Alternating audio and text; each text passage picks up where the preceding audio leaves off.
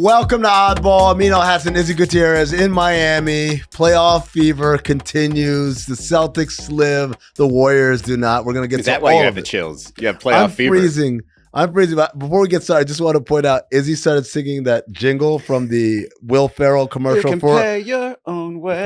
for a service that we're not going to name here. And I just got to say, what's more annoying, that one or what a pro wants? Because I think it's surpassing what a pro wants. There's no question. It's what a pro wants. In fact, you just bringing it up gave me the chills. Yeah. I don't want to talk about commercials anymore. All right, let's talk about the Boston Celtics. We thought they were done for. You thought they were down 3-1. Jason Tatum out for the year and another year perhaps after that. Kristaps Porzingis, turns out he's got some weird illness and stuff. He started the game. He couldn't finish it. There was an addition to the Great Whites last night officially, joining Pritchard and Derek. Yeah, we'll introduce you to who that is after we tell you the Celtics won Game 5, 127-102. And a lot of it had to do with the latest of the Great Whites, Dwight Howard, a.k.a. Luke Kornet. 10 points, 9 rebounds, 7 blocks, 5 of 5 from the field, including a ridiculous reverse dunk off an alley-oop with Sam Morril, friend of the show, comedian and huge Knicks fan, said that's the first time a white player has ever done that in the history of the NBA. He is, I said this in the chat yesterday, visually, he's the perfect Celtic. Like if you were to just have, I don't know, a 30-year-old dude just draw a Celtic having never seen a game, probably look at this lineup. This evolution of Celtics Joe players. Klein in there. Who else we got? There's a Havlicek. Yeah. There's a Joe Klein. There's Mikal, a Bird. And of course, the modern day version, it's Luke Kornet. Yep. It's perfect. He had 7 blocks last night. And you said to me, Izzy, a stat that blew my mind. I said 7 blocks. He probably hasn't had that much in the entire playoffs. Going into this postseason, he had 6 career playoff blocks. Now, this postseason, he's got 12, so he had 5 before last night's game. But he had in one game more blocks than he'd had in his previous playoff career. Oh, God, man. It's insane. He's the guy. Like last year when they were making their playoff push, I said, I don't think the Celtics have the depth behind Al Horford, right? Porzingis was I think you might have even said it this year. Like, if they're going to play Luke Kornet, there's no way they're going to have Luke Kornet, depth. I'm just like, there's no team that can win a championship with Luke Kornet playing rotation minutes. And then they kind of did it last year. I mean, like, he limited minutes, but he was a rotation guy. I kind of like, I wouldn't accept it. And then last night, he was like, hey, Amin, suck my d-. Basically, that's, and I said, you know what? He does not look like the person who would just offer that insult. But look, I will say this about the Celtics, not just Kornet and his defense, but they shot 49 threes. But didn't it feel like they were getting there in different ways? Yes. Like there was just more variety in the offense, whether that be because Jaylen Brown is doing more handling and he is more of a drive to the basket threat than, say, Jason Tatum is, or Derek White, who just seems to do the right thing at the right time. If that includes more drives, he drives more often. Yeah. And so it just gets you different shots and gets you more free throws. I think like anytime you get into the paint with the ball is a good thing. Whether that's a drive, whether that's a post up, just getting the ball to the paint and then we get our 3-point shots out of that. That's cool. As opposed to a lot of times the Celtics are like, you get the ball, hard closeout, you pump fake, and then you do the sidestep, which if you're Klay Thompson is cool, but it's like if you did a whole offense of just people sidestepping along the 3-point line, that can be problematic. The other thing is also, okay, so they made their 3. So again, I can't stress this enough. Our analysis was so on point. If the Celtics win, it's going to be because it's a blowout. If the Knicks win, it's going to be a nail biter. And through 5 games, I'm on point. The Celtics are 15-3 without Tatum over the last 2 years.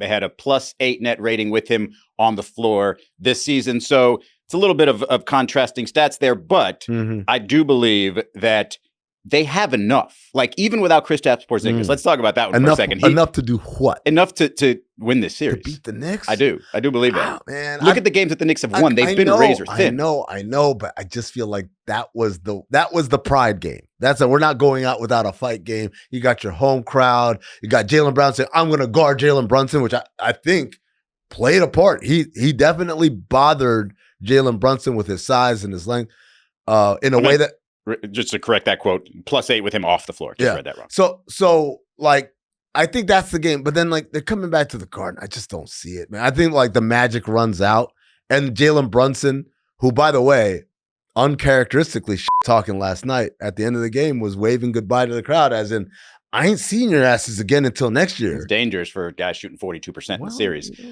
Look, I think there's a carefree element to it going into the Garden. You already won a championship last year. You're not expected to win the game. There's something about going into the Garden when the tension is ridiculously high where you're just like, man, we can do so many mean things to these people. Like the Celtics have experienced that on their home floor. Sure. Like Jimmy Butler went in there in a game 7 and said, took their hearts. Caleb Martin did that. Martin took their hearts. But this, because there isn't that pressure now without Jason Tatum, this feels like a game they can go in there and just have a blast. I said this earlier on the Levitard show. I said, I think the Knicks, or Knicks fans at least, would have preferred Tatum hadn't gotten hurt.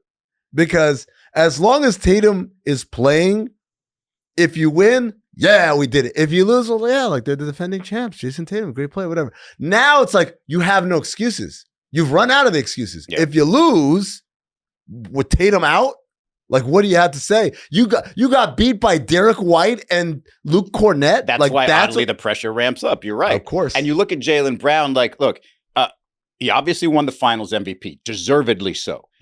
He was never going to get the title of you're the best player on our team because Jason Tatum just puts up the numbers. But in terms of getting the opportunity, knowing what he can do, he's still a great player in that spot. In 2010 and 5, like that's the type of production that you want from your main guy.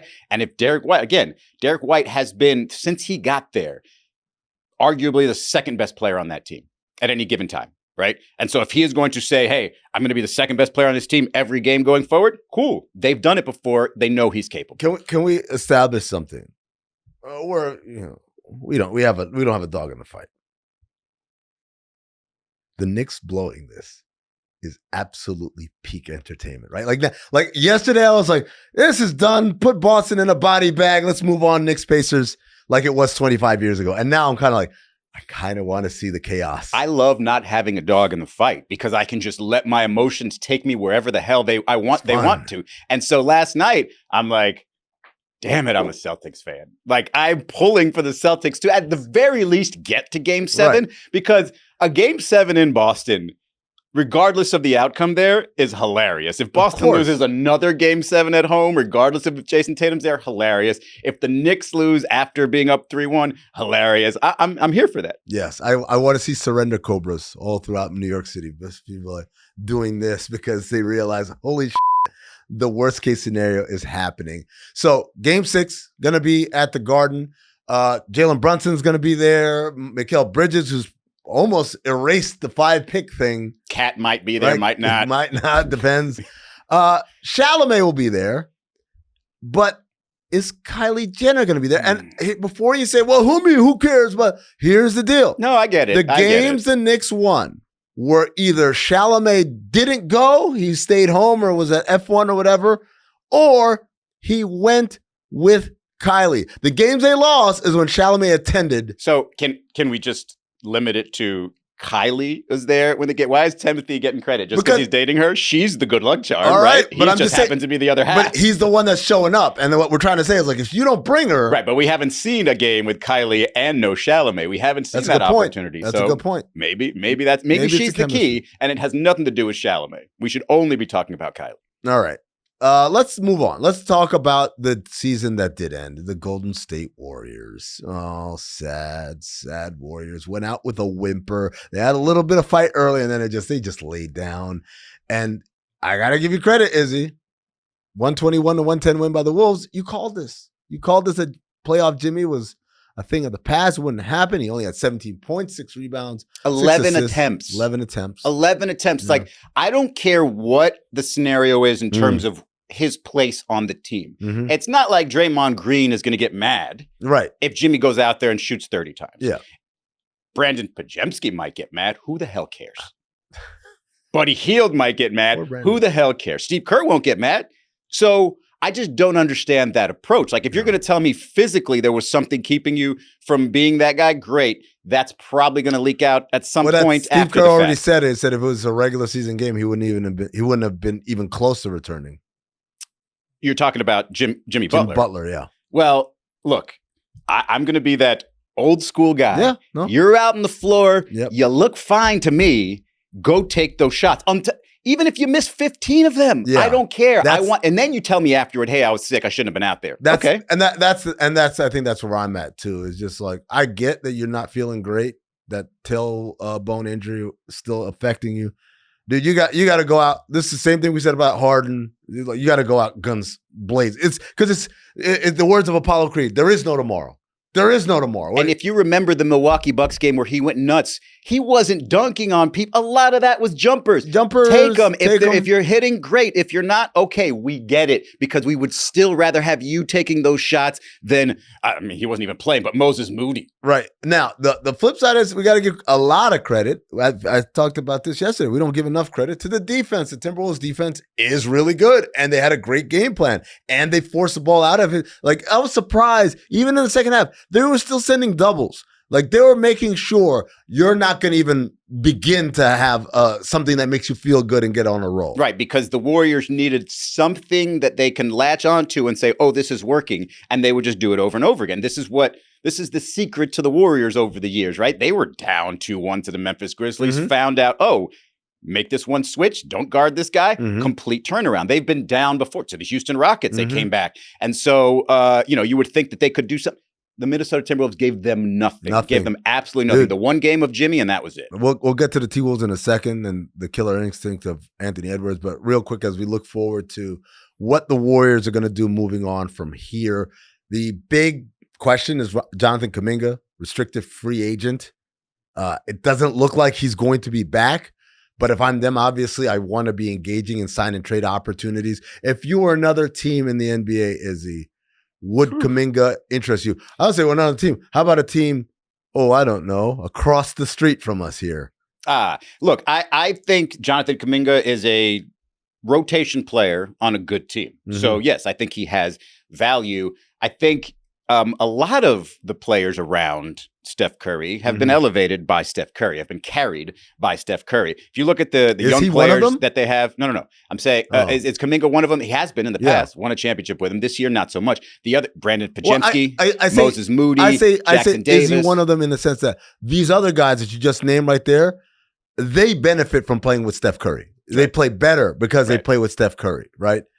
I don't know if Kuminga's one of those guys. I don't think he's benefited. That's not a knock on him. It's not a knock on Curry. But for whatever reason, I know people point to before the Butler trade that he was playing better and playing alongside Steph.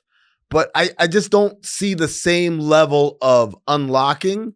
And I do see someone who, at least in these short run, these last 4 games or so, has proven, I can be someone who puts up numbers at least. I think the problem with Kuminga might just be the basketball IQ. Like, you can get guys that fit in with Steph and don't have to have the skill and ability that he has. He has ability and some skill, and it just doesn't really match up. And so, I think he will be good somewhere else. But if I'm the Warriors, have to make that determination. Which one of these guys have been buoyed or carried by Steph Curry and his gravity out there? And which ones can I rely on if Steph is not out there? I look at the people that they have now, and I think they've just gotten so sort of drunk with the ability to play anybody around these guys, around Steph rather, that some of these guys are overrated and probably they need to move on from. Like, if they need a real chance at a championship next year, can't just be Jimmy, Draymond, Steph, and a bunch of guys that we hope work out. By the way, speaking of Kuminga, he led the Warriors in playoff points on this run, which is pretty incredible, even though he's only 50 minutes. This is from StatMuse. Who is that? I don't know. Like, the one on the left looks like John Wall. The one on the right looks like Truman's best friend from the Truman Show. I think his name was Marlon. There he is. That's who that is. That guy. That's not Steve Kerr. I think they wanted it to be Steve Kerr. StatMuse, back to the drawing board, literally, when you guys come up with these images. Real quick, before we move on from the Warriors and their future, our producer Gabe had this request. He wants to see LeBron in a Warriors jersey next year just to prove that old people can get things done. I feel like this is more personal to Gabe than I love it because it is the storyline of next year. Like, look at who might be in the finals, in this semifinals this year. We're talking Shai Gilgeous-Alexander, young, Anthony Edwards, young, Tyrese Halliburton. Young. Who am I missing? Who's the 4th team here? Maybe Jalen Brunson. Maybe Jalen Brunson, 28. One of those 4 teams might win their first championship. And those two guys, Steph and LeBron, are looking at the league like, what do we do? Should we team up and try to keep it to ourselves for at least one more year? And that's the place that I want to see him, meaning LeBron, most. It goes Warriors first, Cleveland second, stay with the Lakers third, Miami fourth. All right. You know what's funny? I was just thinking about someone named Jalen will be in the conference finals in the East. Either the Jalen Brown, Jalen There's Brunson. 19 of them. But I realized both of those guys were born far after Jalen Rose was famous. So there's a not zero chance that they're named after Jalen Rose. Yeah. Either like because they like the name or they actually really love Jalen Rose. Yeah. Well, one of the things that I wanted to talk about with the Wolves here, because look, I'm just going to give you these two stats, okay? Let's do this blind stat thing. And this was the last 5 seasons, all right? Player A, 330. Now, it's not necessarily which one would you take, because, I mean, you could probably pick either one, and I think you'd be okay with that based on the numbers. But it's just how these players are viewed. Yeah. Right? So. Player A, are these guys, where do they play? Just two guys from around the league? Yep. I mean, I can tell you one's in the Western Conference, one's in the Eastern Conference. Player A is definitely Julius Randle. Okay. Because the 2-time All-NBA is a giveaway. They always bring that up, and I'm like, one of those he stole from Jalen Brunson. Brunson should have been the All-NBA, and for whatever reason, they didn't give it to him. The other one was the one in the post-COVID season when they went and they lost to Trae Young and those boys. All right. Player B is the hard one. It's 1-time All-NBA. He's got 3 triple-doubles in the last 5 seasons. And is this 1-time All-NBA? I was going to say Jimmy Butler. 4-time All-Star in that 5 seasons. 4-time All-Star. I'll tell you one more that's going to be a dead giveaway. Finals MVP. Is that Jalen Brown? That is Jalen Brown. So you've got Julius Randle and Jalen Brown. Jalen Brown, a Finals MVP, the highest paid player in the league. Julius Randle going into this year, people think of him as a clown. People think you can't win with Julius Randle because and that the Knicks clearly won the Karl Anthony Towns trade. I think there's something you said like when and how these things are achieved. Like sure, but I'll just keep it this simple. If Julius Randle has the same 5 years for the next 5 years, dude's a Hall of Famer. Okay, I'm going to stop you right there. It's 100% true. He's not getting in the Hall of Fame. Well, if he does the same thing, if he goes to 3 more All-Star games, 2 more All-NBAs. I'll say this. I definitely am one of those people who have to fill out the apology form online because I said, Julius Randle, you can't win like meaningful basketball games deep into May and June with someone like him. And he's absolutely been the difference maker in 2 series in a row now where it's like, his impact is undeniable and he hasn't made the same kind of boneheaded mistakes, which again, this is my reverse, the backhanded compliment. Yeah. So, or whatever the opposite of that is. Like, I'm going to credit Anthony Edwards for that. Okay. I'm going to say that's what a great leader Anthony Edwards is. That's fine, but I'm not going to tell you who won. I'm not going to ask you who won the trade. But if you got the Knicks and the Wolves in the finals, who do you have as a favorite?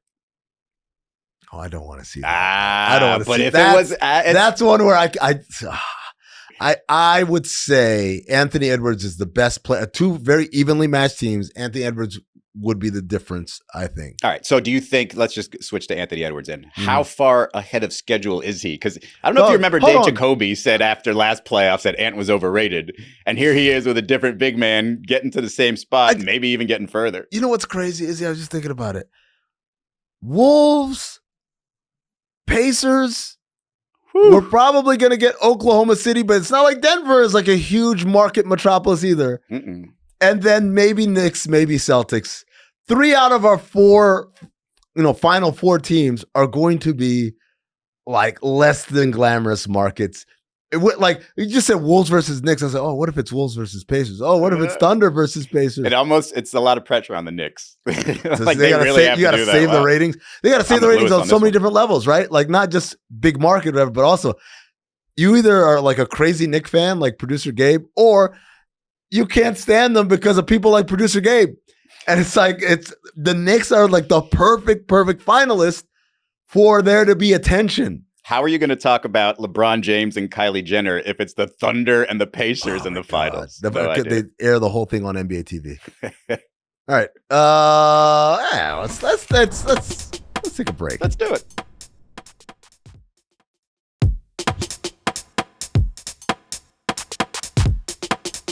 Welcome back to the Oddball. I almost said welcome back to the Jump. Oh my God. I'm Rachel Nichols. Yeah. Where's Scottie Pippen when you need him? Oh man. Before we get to Prop a Slot, which love that game. We got to weigh in on this debate. Mm. So, in the playoffs, arenas will often put like T-shirts on, and they want everyone to wear the same shirt. Miami figure out a great workaround for this because their fan base is very shishi and they don't want to wear the giveaway. So they just said everyone wear white. Right. And so now everyone gets to be as fashionable as they want to, as long as they wear white. But in most other arenas, yeah, exactly. And most other arenas, they have a giveaway shirt, and the shirt usually is in the team color. But like even then, you don't get quite the adoption. Like it's maybe 40% sometimes it's 60%. Not Oklahoma. In Oklahoma, everybody wears a goddamn shirt. The shirt is always worn. And then this is how I know they like to like really flex. They'll go alternating colors for each section. And look at that. Blue, white.